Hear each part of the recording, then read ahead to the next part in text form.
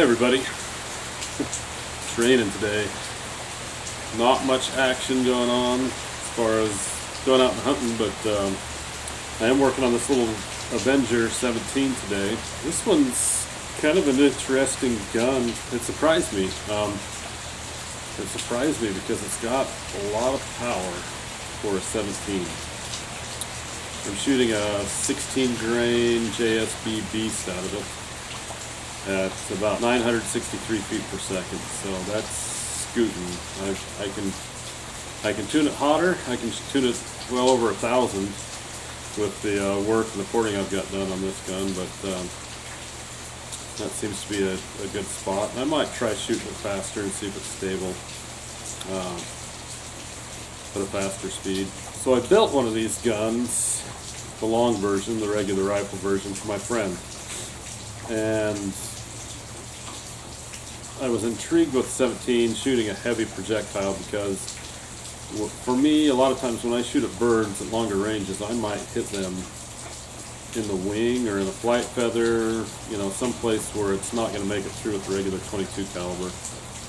And like the Eurasian doves that are around here like to eat them, and with a 25 caliber you can't usually destroy them unless you make a shot higher up, you know, headshot or upper torso. But even then you can destroy the breast meat, and that's a waste of meat. So I was thinking, well, you know, 17 is nice, but they, you know, the wind bucks them around a lot, and I don't know how fast I can get them to move. I don't know if I can shoot the 17 or the 16 grain JSB out of the Avenger fast enough. So I built one, and I did some proprietary stuff to it. I have proprietary port design. I haven't seen it yet at least on any gun that I've messed with, and that worked really well. I was able to get the projectile moving, you know, over 1,000 feet per second with a stock gun, no plenum, and it was a laser. I mean, the thing was amazing. It was an absolute laser. If you pointed at something, it was going to die unless you goofed up. And with his gun, with Trevor's gun, we've actually shot rock chucks, headshots with rock chucks. 50 yards, no problem, puts them straight down, goes right through them, keeps on going, hits the other side of the barn. When we were shooting them, they were on top of a farmer's haystack, and he shot one, boom, it fell off the haystack, it was dead. Headshot, heard the projectile keep on going, hit the backside of the shed or the roof, you know. We're thinking, holy cow, this thing is awesome, you know, for 17. And then another one pops up and he shoots the other one right there, just like headshot, you know. And I'm like, what have I been missing out on, you know? I could have been shooting this 17 for so long. And then with birds, it's small, you know, it's a small diameter, so it just drills through those feathers and stuff so well. And it's a 16 grain pellet. Pellets are high drag, but man, I'll tell you, they shoot well. I mean, you still have to hold for wind and stuff, but no more than a 22 caliber, probably a little less actually. For me, it's probably a little more versatile than a 22. I can use it in more ways. Like, I wouldn't shoot a rock chuck with a 22 caliber. I wouldn't, because I don't think it would penetrate. And I mean, closer maybe, yeah, but like headshot on a rock chuck, 22 caliber, I just don't think it's going to penetrate as well. The projectile's bigger. The 17 just goes right through them, keeps on going. I mean, it's amazing. So probably not the amount of trauma to the tissue, you know, that a bigger caliber has, but if you make a good shot, it's going down, and it's easy to make a good shot when you've got a good gun, or easier.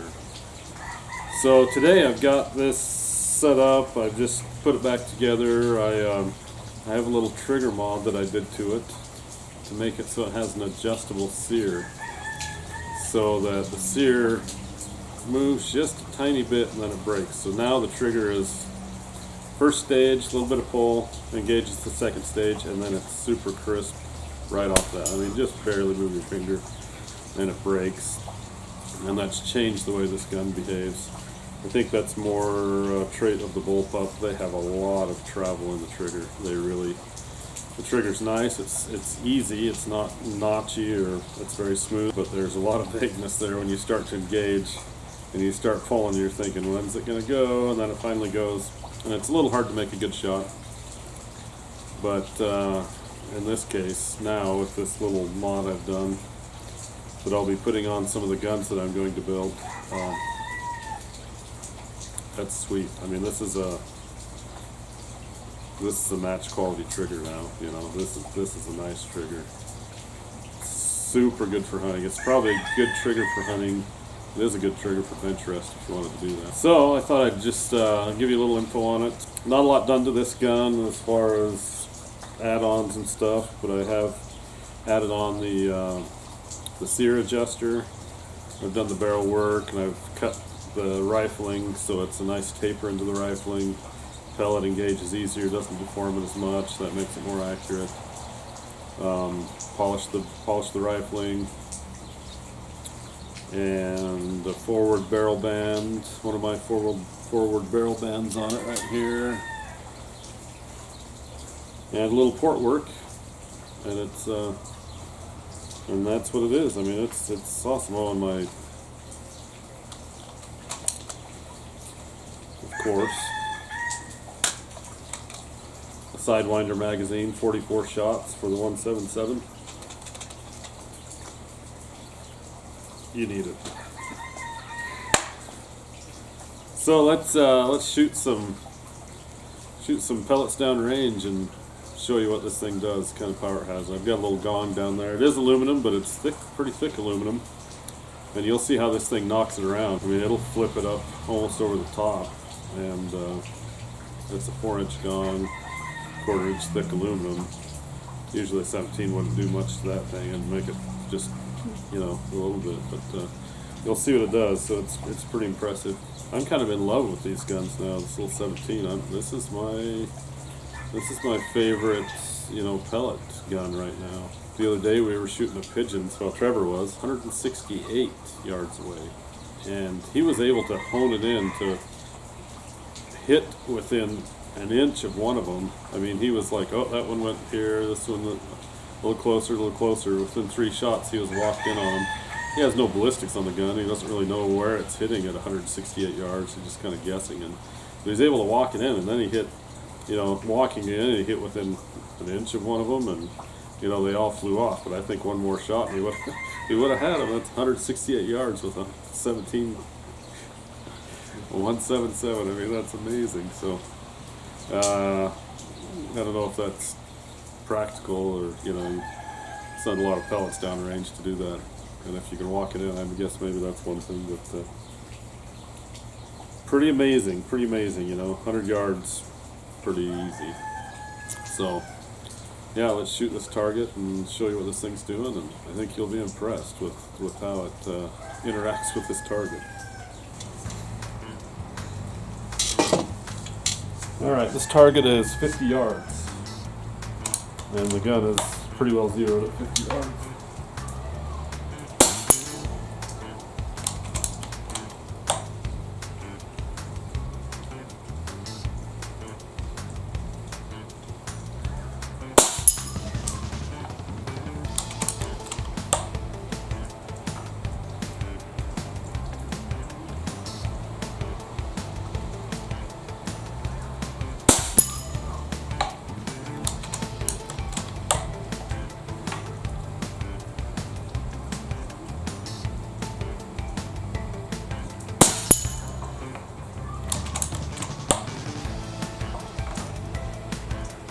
Huh, it's sideways. It's good, I can finish zero yet.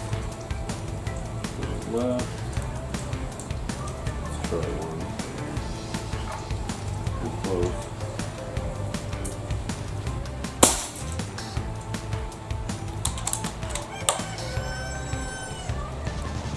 It's hard to really tell through the scope, but it's good.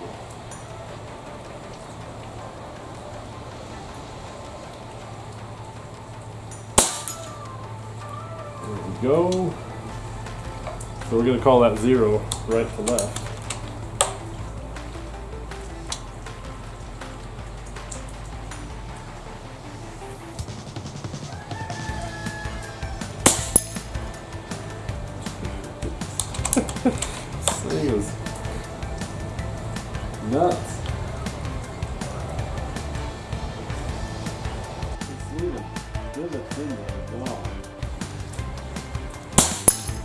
Leaving divots in the gong, I mean, that thing's crazy.